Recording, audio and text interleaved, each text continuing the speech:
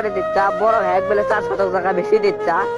আরে বাবা, সকালবেলা তোর বড় ভাই আমার ঘরে আসছিল, আসে করছে জমি টুমি ভাগ করে দাও। তা আমিও মনে করলো দিই, তো আর ফুল বেশি, ওখানে 4 শতক বেশি দেওয়া চাচ্ছি।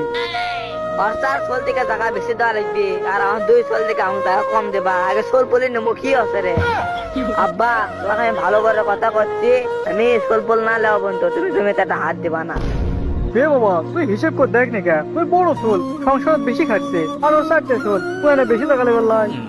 ওই যে সংসারের 1 লাখ টাকা দেয়, আমি কি টাকা দেই না? কিছু কই না দেখে না, ওই বড় থেকে 2 শতক টাকা বেশি দেবা, আর আমার কম দেবা 2 শতক। হে বাবা, তুই কিচ্ছু বল বুঝিস নি, তোকে আমি বাসের খুব গোটল লেগে দেবো রে।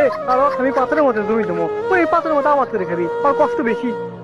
হ্যাঁ ঠিকই আছে, ওই বড় থেকে পাথর জমি দাও, ওই ধান টান লাগে ইনকাম করে খায়, আর আমার জঙ্গলের জমি দাও, ওটি বসে থেকে আমি হাগবো না। হা করেন না, আমার কিছু